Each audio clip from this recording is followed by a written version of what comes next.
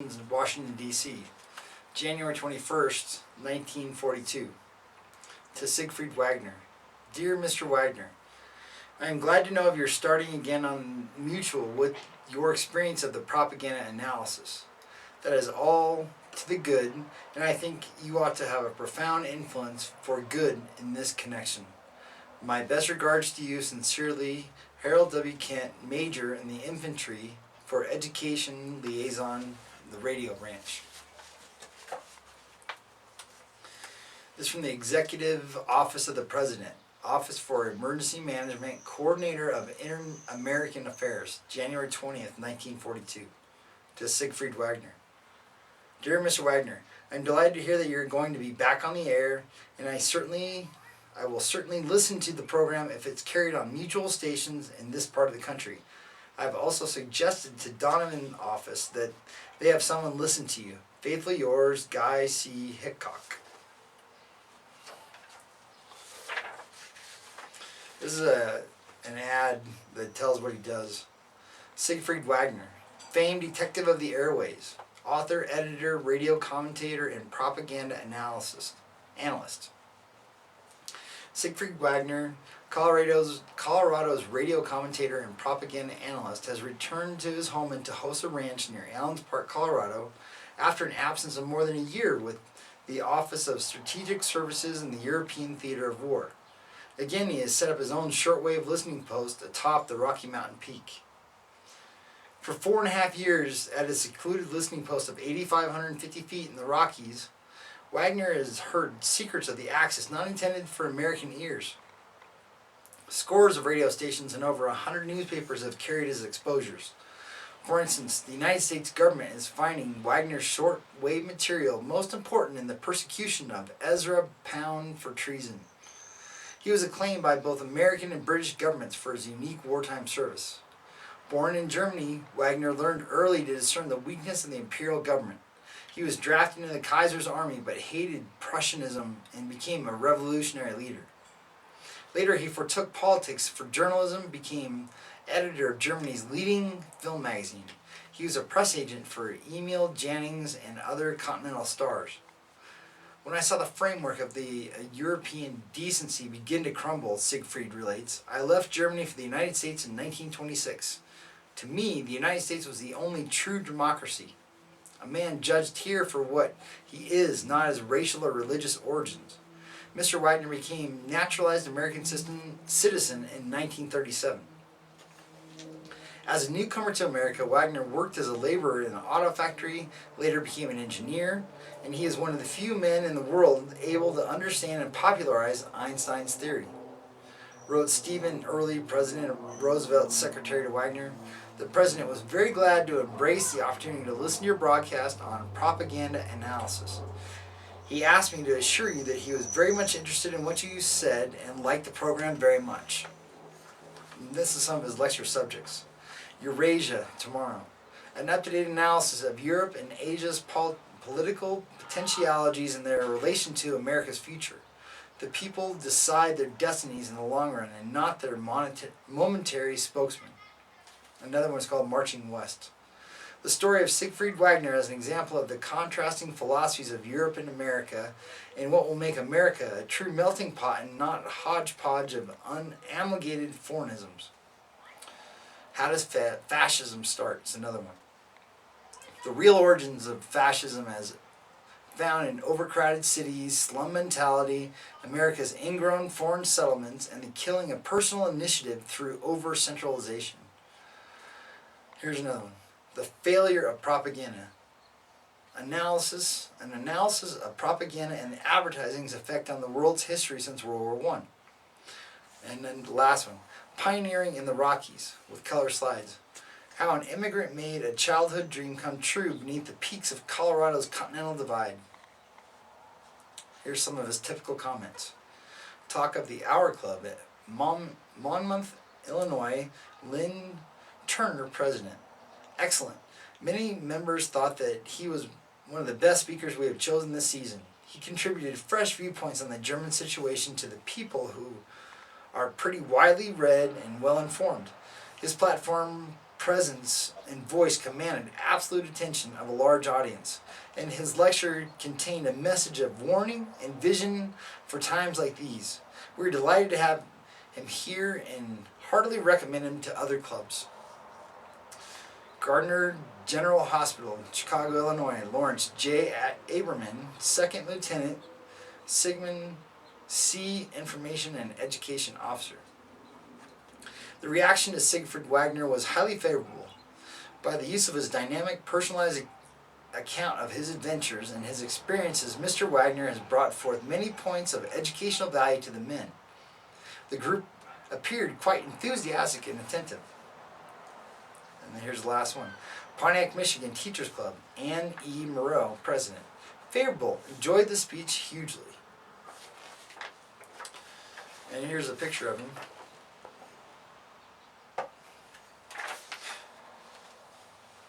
Wagner and his world-girdling radio. Siegfried Wagner, detective of the airwaves, noted commentator, author, editor, and propaganda analyst. Gripping, authoritative, timely. Alright, let's get back into the story of him. This is from Siegfried. On KFEL Denver's 5,000 watt mutual network. Biographical sketch of Siegfried Wagner. Siegfried Wagner was born September 22nd, 1898 in Hanover, Germany, and became a United States citizen in June 1937 at Santa Fe, New Mexico. His father, Adolf Julius Wagner, of a rebellious Low Saxon peasant stock, seldom called the Kaiser other than Nitwit Willie, and to his dying day insisted on the unabridged rights of his rugged individuality. The father, a pastry baker and later industrialist by trade, was a painter, sculptor, poet, playwright in his own right, and with strong musical leanings which caused him to name his two oldest children, Siegfried and Brunhild, after heroes of Wagnerian operas. Siegfried attended 18 different schools. He attained the equivalent of American education, later advancing himself in the fields of science and philosophy, being one of the few who could explain Albert Einstein's field equation, which Einstein had said no more than 10 men could understand. Wagner was working in Hanover, Germany, when the last World War broke out in August of 1914. In 1915, he moved to his mother's home in Berlin, making his living as a salesman in the two largest Berlin department stores and later in a commission business of his own. Seeing his mother and two sisters starving, Wagner, an inevitable hiker and nature lover, used his weekend trips into the country to scare up food for them. It was then his first bitter experience drove home the lesson that without freedom people must perish. Whenever he turned on his trips, nobody would sell him food for a starving family. Finally, he restored to the same method of countless other Germans had restored to, stealing chickens and other eatables from the farmers. When he was drafted in the German army in 1916, he was no longer ready to accept the Kaiser's pep slogans, sight unseen. However, he did join with the all-enthusiasm of an 18-year-old. Convinced that he had to fight to protect his mother and sisters from the enemy, but because he'd been a member of the hiking club of the Social Democratic Party, then the main government in Germany, he spotted as a Red the training camp in Lick, East Prussia, right on the Russian border. Inhumane treatment caused him to break and attack his immediate supervisor. Scheduled for court-martial, he escaped trial by plea for mental observation. Once in the hospital for observation, Wagner decided to play the game and to save his neck for a better day. For 2 years he fooled Prussian authorities who, as he discovered later by reading the material reports about himself, knew that he was faking but were unable to prove it with legal testimony. That he became a bitter opponent of the Kaiser's government under these circumstances was natural. Subsequently, he was one of the first men in the German army who worked actively in 1917 for the revolution. He carried an automatic pistol with one bullet in it for himself, in the event of running afoul in the Kaiser's minions. November 1918 found him with an infantry regiment stationed not far from Berlin. Working closely with the few scattered unorganized leaders of the revolution, he led the first uprising of the night of November 8th and was almost shot. The next morning, he organized an armored truck column with striking workmen and helped take over the German capital. He personally took possession on November 9th, 1918, the High Command Admiralty of the Imperial German Navy by invading its Berlin headquarters. While on the following day, he removed his commanding general of the Berlin area from his office. But already during his activities, Wagner realized fully well that the German people were betrayed by the few politicians who proclaimed Germany a free and democratic nation.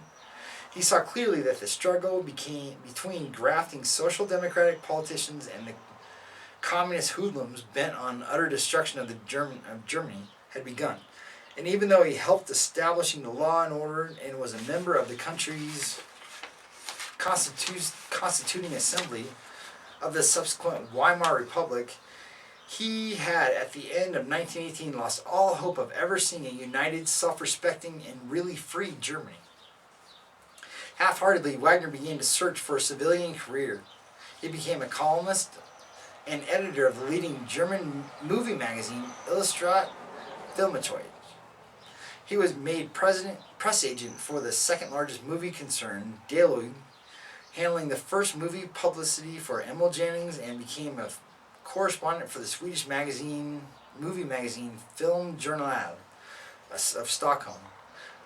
A few years later, he established his own publishing house, which until recently became the leading movie magazine in Central Europe, Die Filmweek, the Film Week, and similar periodicals. During those years, Wagner saw life in Central Europe at its rawest and at its best. But his convictions grew that Europe was doomed and that the ultimate chaos would overtake it. And that it was merely a question of time when communism, in spite of the rising of Hitler movement, would destroy the old and dying Europe. Thus, when an auto accident and unfaithful friends caused the loss of his business, Wagner in 1925 decided to strike out for the United States in search of peace and liberty. He desired to stay away from the big cities in which he could see the same faults of those of Europe gained ground because of overcrowdedness. He arrived in New York on January 25th, 1926, as the business of making a living tied him down at first in Detroit and later in Chicago. Fully determined to never go back to Germany or to Europe, Wagner took out his first papers about a month after arriving in New York. In Chicago, he vigorously studied the fundamental scientific principles of radio in his spare time, picking up English as he went. This is the reason why today his large radio audience is often fascinated by his mixture of good American slang with foreign accent and the best of English words. After 2 years as a radio engineer, he returned to the newspaper work, becoming successfully police and court reporter, radio and drama editor, and associate editor with the German daily Abendpost in Chicago. In addition, he wrote special articles for the German and Austrian newspapers until Hitler stopped it. In 1935, 2 envoys from the German embassy in Washington, D.C. tried to induce Wagner to become a member of the Nazi Party, which he vehemently refused and suddenly found himself out of a job as American correspondent for 3 leading Austrian papers as soon as Hitler marched into Vienna. At the peak of the Depression in 1932, Wagner went back to Tohosa Valley at the foot of Long's Peak, where he had previously sojourned on vacation. Here he found the wide open spaces, the rugged individualistic life which he searched. Immediately after Hitler came to power, Wagner sensed the danger of the maniacal house painter, began to work against the Nazis by way of articles and lectures. Engaged in literary work in Chicago, Wagner was listening to Hitler's speech via shortwave in 1939 when he realized something should be done to check the Nazi propaganda infiltration in this country by way of shortwave from Berlin. He set up his own listening post in Chicago and became the first shortwave propaganda analyst in this country. And on October 10, 1939, Wagner's column, We're Listening, first appeared in the Chicago Times and has been a daily feature of that paper ever since.